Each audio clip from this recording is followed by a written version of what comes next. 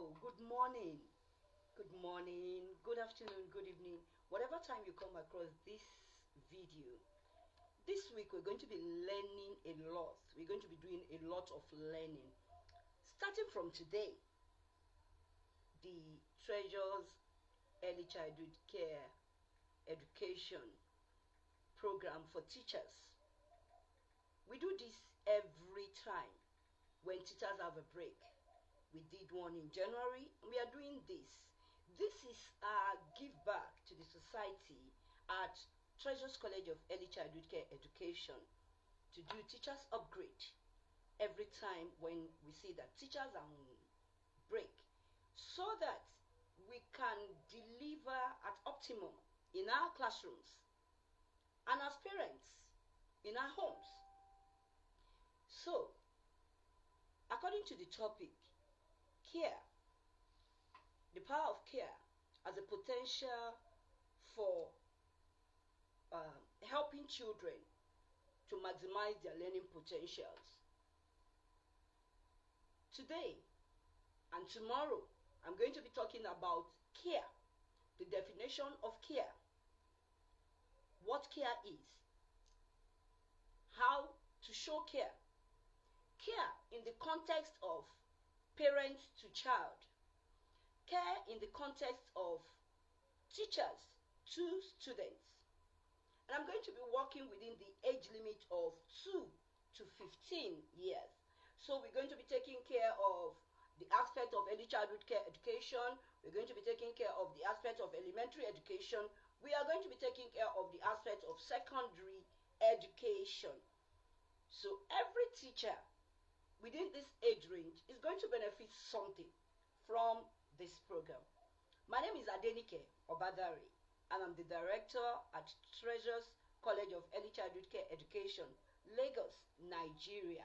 Welcome on board. Now, what is care in education? Care in education. It encompasses a range of practices and activities. Now, care has a lot to do with our attitude. Care is not an unseen thing. Care is not spoken. Care is demonstrated. Care is practical. You cannot claim to love a child and then practically we are not seeing care in any aspect. That's not care. That's not care. Care must be practicalized. Care must be seen. Care must be shown. We must see it in the body of the child that somebody is taking care of this child. We must also see it in the body of the demonstration of the educator, the caregiver, because as educators, you are caregivers.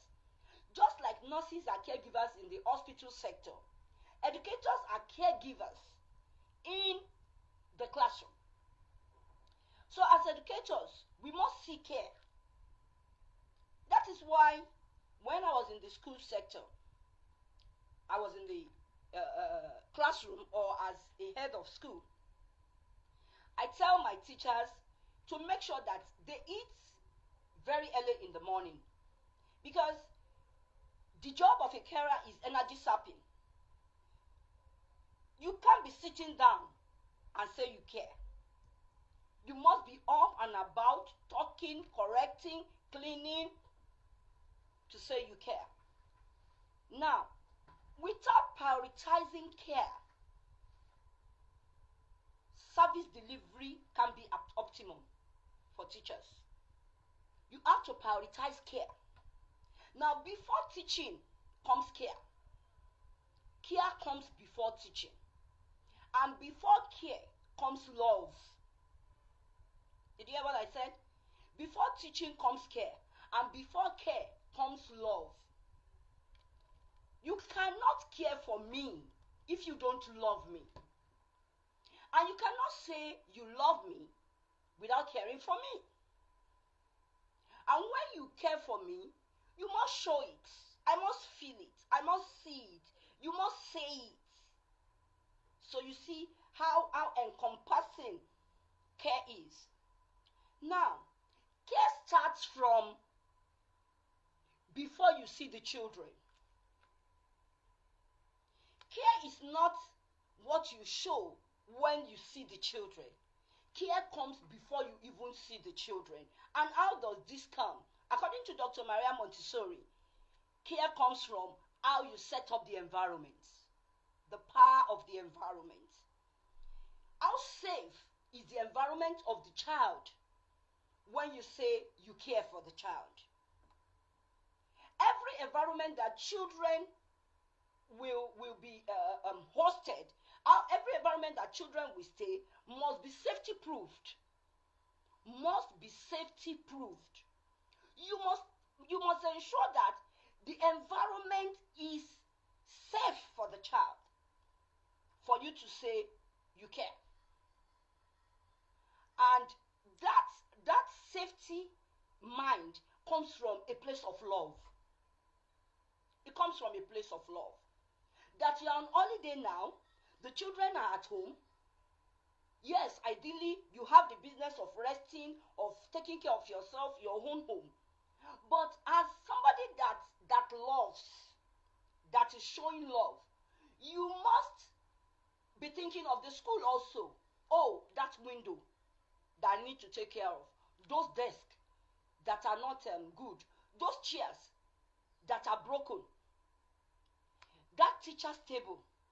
That chair that teacher complained about.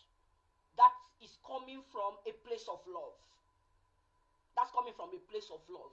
When you are in your own comfort place, but you are still carrying the burden of others in your heart.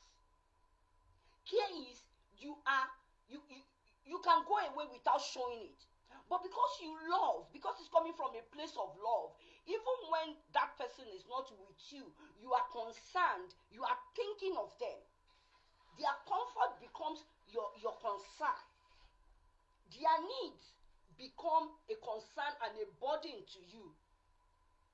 That's when you are a caregiver. And that's where you are a caregiver that comes from the place of love. Secondly, care comes from when you are planning your lesson notes, your lesson plans. If you have 15 children in your class, every one of these 15 children must reflect in your lesson plan. Remember, you're not writing the lesson plan for yourself. It's like a doctor prescribing medication, making prescription for a patient. The doctor is not prescribing for himself. He's prescribing for the patient. So when you're preparing your lesson note, you are doing it from a place of love, because you must carry the whole 15 children in your class along in that lesson note. The child that has ADHD, that does not sit down, the child that is not talking, that you need to do verbal activities to make the child talk, the kinesthetic learner, the visual learner, the auditory learner, the oral learner. You must carry all of them along in your lesson plan.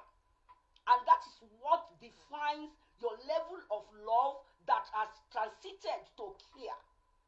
But when you write your lesson note, and as a head teacher, as an experienced head of school, when I vet my teachers' lesson notes and their exam questions, I look for every child in their class in that lesson note. Every child. When I'm looking at your lesson note, I'm marking your lesson note. I'm remembering Tofumi, Daniel, Tochukwu, Kelechuku, Ebube, Tracy.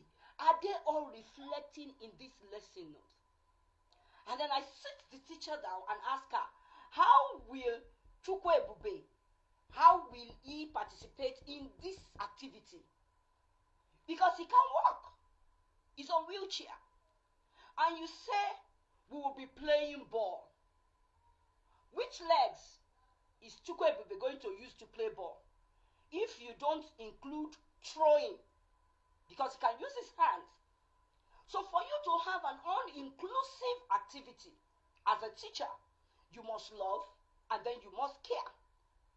Physically, emotionally, socially, and academically. The children's well-being must be a concern to you. So if you don't have the power to love, if you lack the grace to love as a teacher or as a parent or as a caregiver, please get out of the classroom. Yes, I said that. Get out of the classroom. Go away from education. By grace today, I no longer teach young children. I am the lead facilitator at Treasures College of Early Childhood Care Education, and we train teachers. But even at that, every of my teachers, every of my students are carried along. Let me cite you an example. There were some courses we need to sideline because other course areas like music, like child psychology, like history of education, we are taking more time. So I had to sit back and suspend my own teaching, Montessori teaching, for these students till this summer break, where they will have time, because they can't be in school for the whole day. They are workers. They come to school by weekends. Our lectures are on Saturdays, and we can't keep them from 8 a.m. to 6 p.m. because they have to go back and attend to their families and other things in their life. So what have I done? I have specially arranged a class for them within these 2 weeks of this summer break, starting from tomorrow. After this online class tomorrow, I'm going to be taking them in Montessori, and I'm going to be taking them myself. That is how much I care, and I love to take them. And I emphasize for them that except for those that are doing online, that are not in Lagos, every one of them must be in class and attend my class physically. Because I'm going to be using Montessori materials, I'm going to be using the didactic materials to introduce them to numeracy, to introduce them to literacy, to introduce them to geography. And these are practical activities they cannot learn well online. This is how much I care. So as a teacher, you must be caring. I can't relate with a teacher that a student that is supposed to be in your class as early as 8 a.m. to attend assembly is not in class by 9 a.m. and you have not made an effort to contact the parent. You've not called, you've not sent a message, the school management has not sent a message, you've not reported that some children are not in your class. Until I come around as the head teacher and I begin to ask, where is Tofumi? Where is Temiloluwa? And you say, I forgot, ma. I forgot to come and tell you. She has not come. You are not a caring teacher. You are not a caring teacher. You don't have love in your heart. Now, this is what I mean by having love in your heart for a student. The reason why you are teaching students, the essence of teaching itself is for us to help individuals, children, adults, whoever is learning something is a student, to help them move from where they are, from the place of unknown that they are, to the place of the knowledge. And then when they move to the place of the knowledge, they are progressing. It is for them to progress. The essence of the information we are giving them is for them to be able to progress. Now, if you don't care, why will you want somebody to progress? If you don't care, why will you want somebody to progress? Now, the reason why you are teaching that new knowledge, the reason why you are giving that child or that student that new information, that basic knowledge, is for them to progress in life. Is for it to be a means to so many ends. But the same person you are claiming you love, you want them to progress. You don't care if they come to school. You don't care if they come late or if they come early. You don't care when they go. I told my students on Saturday, I said the class we are going to have this week, the Montessori training class we are going to have this week, is going to be starting by 10 a.m. And anybody that does not get to the campus by 10:15 will be sent back home. In everything we do, we must be responsible. I have to go hard on them because I love them. They paid for their courses. They paid the course fee. If I start the class by 10 and they get to class by 12 noon, they've missed almost half of the class. Ideally, I may not care. They can start asking for notes and what was mentioned from their classmates. But no, that's not what I want. I love them and I care for them. They must be in class when I'm starting. They're going to start the class with me. So everything I do and every word that comes out of my mouth, they grab it. Because that's what they need to do. Because that's what's going to make the learning comprehensive and useful for them. Because they're going to be recalling these learnings long after they have left the school. That's awesome. Long after they have left the school. Now, if you don't love, you cannot do this. Care involves creating a supportive and nurturing environment that fosters children's growth, development, and learning. It's not only academic. It must foster their growth. Knowledge makes us grow. It may not be in the physical, but in the way we think. Cognitively and intellectually, knowledge helps us to grow. Knowledge helps us to think on our feet, to have good decision-making skills. And it helps us to learn. It also helps us to learn. Now, the key aspect of care: emotional support. Emotional support. Care provides a safe and empathetic environment where children feel heard, validated, and supported. Children must be heard. Children are not only supposed to be, they're not only to be seen in the classroom. They must be heard. And for children to be heard is because they trust you. Especially children in the early years. When children see that you love them, when children see that you care for them, when children see that you are after their good, they have trust in you. And when children trust you, they can come around you. They can talk to you. Children must be able to communicate with you. You must not be the lion of the tribe of your classroom. If you come near this table, you this boy, you have started this morning. See, let me warn you. Who are you saying those to? A child, a student, a child, a student. You need to care for children. They must be heard, they must be validated, and they must be supported. Number 2, physical well-being. Ensuring children's basic needs are met, such as nutrition, hygiene, and safety. I can't understand when parents don't provide enough food for children. Parents refuse to bring snacks for children in school, and the school management looks away from this thing. The school management feels that's what they can give their child. No, it's not. No, it's not. When parents are not doing well by their children, by the things they give to their children, it is the duty of the school management to stand up and speak to those parents, to call them to notice. When I was a head of school, from my own salary, every month end, I buy a carton of Costa biscuits.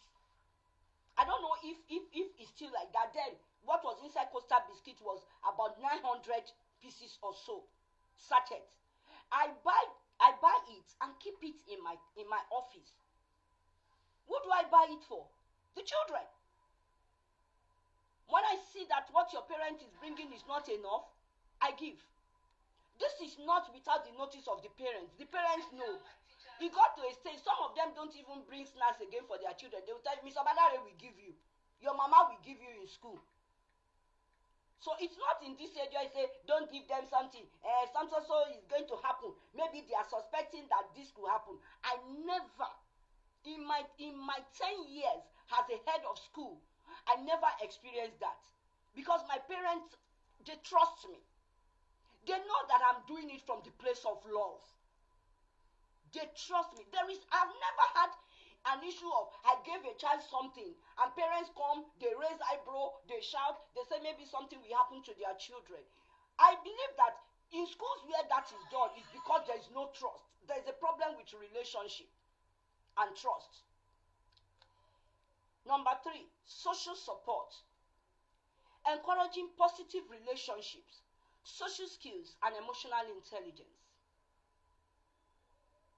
When you're dealing with children, you must be emotionally intelligent. Children are the most emotionally active beings. Children are more emotional than adults. Adults don't care. That's why you can hear adults say, if you don't love me, now your wahala be that. I don't care. This. Children care when you don't love them. Children know when you don't love them. Children cry. The reason why some children are not learning is that the quality of care they get from home is different from the one they get in the school. At home, grandma pampers them, their parents carry them, they peck them, they do this, they beg them, they cajole them to eat. They get to class and they have this teacher who is saying, if you like, don't eat your food. If your mother comes here, I'm going to. I am not saying a teacher that has 20 children must be carrying 20 children around her. But there is a way you can sit in their midst, sing to them, talk to them, cajole them, tell them I love you. If you eat your food, I'm going to allow you to go out and play. You are going to come and play with me. You are going to come and write on my table. Do you want to sit on my chair? Do you love me? Do you want me to give you this my type of earring? Do you love it? Will you do my type of hairstyle next weekend? There are so many things we can say to children and we gel them to us. I have had children who cry for their parents that they want to come to school on Sunday because they want to come and see Mrs. Obadari. It's not because they want to come to school. They just want to come around Mrs. Obadari. They want to be where Mrs. Obadari is. It is because of the emotions I put around my teaching and my play with them. Number 4, academic support. Providing guidance, resources, and opportunities for children to learn and grow academically. Providing guidance. Whatever is the ability or disability of children, it is our role as caregivers to provide the necessary guide to them. That is why I always say summative test is not a proof of intelligence. I have had a student who came to school because the parents had crisis that morning, and we had math exam that morning. And the way he was crying, he came late, his parents have done so many things I can't mention here. I specifically told the management that I don't want him to sit for his math exam that morning. He sat for his math exam the next day. He has not seen the question. Nobody was going to show him the question. But I knew he was not in the right state of mind to write that exam. Because he's been my student. And he's been doing well. And I know writing that exam with his state of mind is a prerequisite to failure. Why will I intentionally want a child to fail? Every teacher must genuinely want a child to pass. Not through exam practices. Not through giving them answers. But through guiding them and make sure that they are in the right state of mind and environment to sit for that exam or that test. You must be able to give them the right resources. We are talking about children writing in the early years. Somebody is giving a child that is 3 or 4 years old this tiny pencil. That child is not going to write well. It's either you use finger fitters or you use triangular pencils. You must know all the things you need professionally for children to do well. This is the reason why you must buy information. You must be ready to pay for information. You must be ready for personal development and growth. Even the Bible admonishes us to get the knowledge and not trade it. That's why I said this book of the law must not depart from your heart. You shall meditate in it day and night, and then you have good success, and your way will be prosperous. Buy knowledge and don't sell it. Give children opportunities to learn and grow academically. Number 5, individualized attention. Recognizing and responding to each child's unique needs, interests, and abilities. Unique needs. Some children's unique needs is for them to come and write on your table. That's their unique needs. You are not the one that is going to write for them, but your table gives them a level of confidence. Some of them is for you to stop eating and concentrate and tell them, good, that's a good one. Yes, I love the way you made that curve. Yes, okay, give me another curve.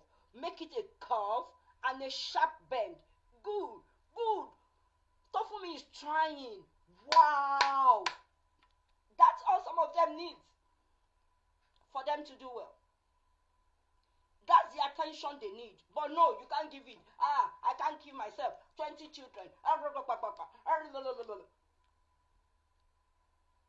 If I did that, I won't be where I am today. By grace. It is this knowledge we have put together to be where we are today.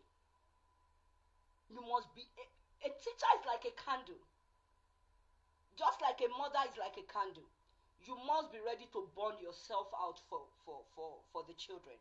And as you do this, there is somebody that is a rewarder of all good things. Is going to reward you. Your reward is not only from that child's parents or from the school management. There is somebody above up there that rewards every good deed. And of course, for somebody like me, I am a testimony that he rewarded me.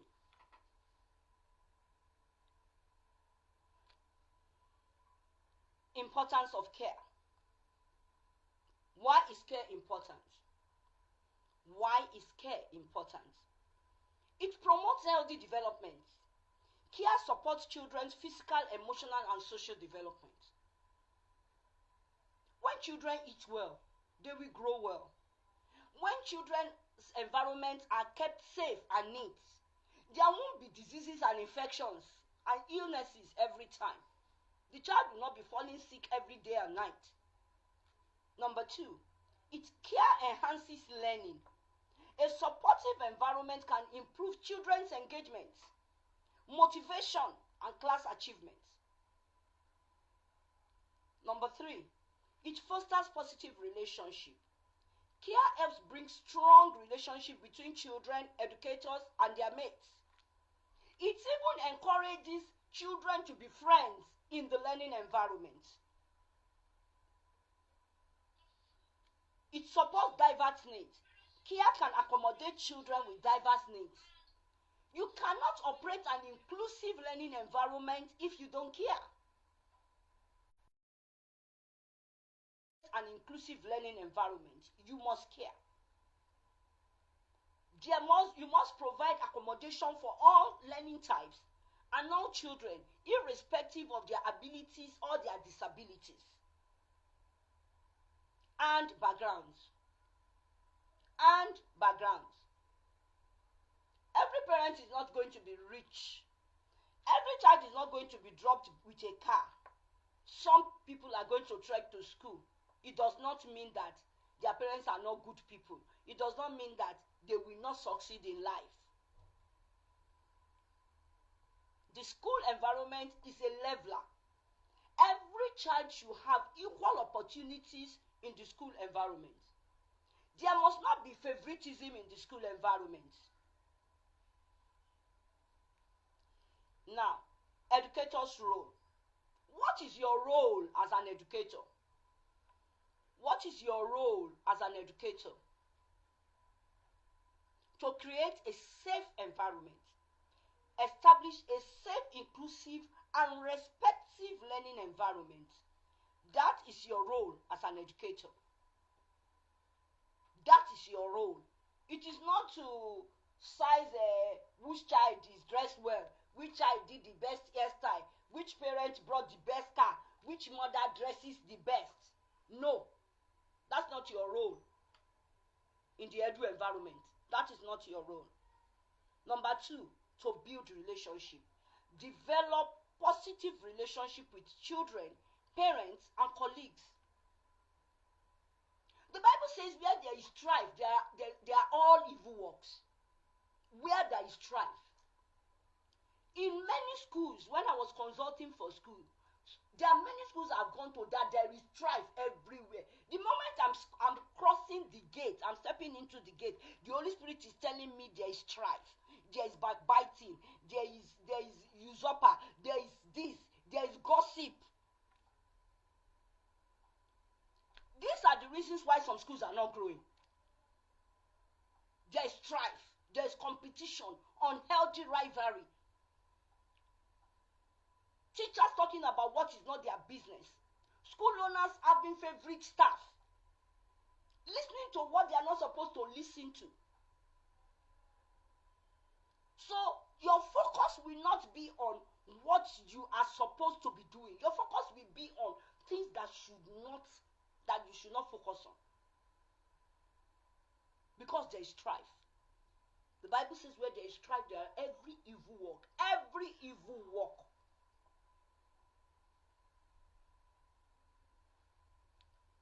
Providing individualized support. Tailoring support to meet each child's unique needs and ability. You must tailor your support, materials, the space of the classroom to meet every child's need. How do you put 25 children in a room where they can hardly move within the chairs? The learning environment must be conducive. Ventilation must be prioritized. Yes, it's not easy to run a school. I know. I have run one. I am running one. I have helped people to run one. I've been the head teacher, facility manager, maintenance manager, bus manager of schools. So there is hardly anything you want to tell me in the school business that I don't know. In fact, if you want to know how to run a school business, human resources, academic, marketing, staff, come and ask me. Come and ask me. How drivers will buy the correct fuel and not sell it. How to monitor mechanics and drivers' collaboration. Come and ask me. They are all here. The knowledge is here. I have dealt with all of these things. But with care, in a caring environment, when your staff know that you have genuine care for them, they will serve you. They will serve you with their heart. And anyone who wants to manipulate, there is a way God reveals them. God reveals them cheaply. Modeling care. You don't talk care. You don't say I care. Oh, we care for them. Oh, we actually take care of them. You must show care. I said it at the beginning. Care is not what you talk. Care is what you show. Care is physical. It's visible. We can see it. Oh, the child came back home neat. Not because the child did not play in school. I have a whole bag of extra PE dresses, used PE dresses and uniforms in my office as a head teacher. That by the time they soil their clothes, we wash the original one, put it in the child's bag, and now take extra in my office, wear it for them to go home, so they don't go home naked. That's how much we care for children. That's how much we care. So you must model care. You must model care. And when parents know that you genuinely care for their children, their heart will be at peace where they are, wherever they're working. Their heart will be at peace. We worked when CCTV was not in vogue. And parents' hearts were at peace with us. Parents keep their children in school with us till 6 p.m. And they come back and say, hey, thank you, Mr. Badare, thank you. I know I'm in safe hands. It means a whole lot for me when parents tell me, I know my child is in safe hands with you. In so many schools today, parents' hearts are not at peace. We are reading so many things online, a lot of funny things we are seeing online. How the school system became this, for people like me, I can't relate. Because that's not how we were trained. That's not how we modeled it. This is the end of the first stage of care this morning. I'm going to be back online in 10 to 15 minutes time to come and finish the second half. Good morning. You can drop your questions. I will answer after the class. Thank you.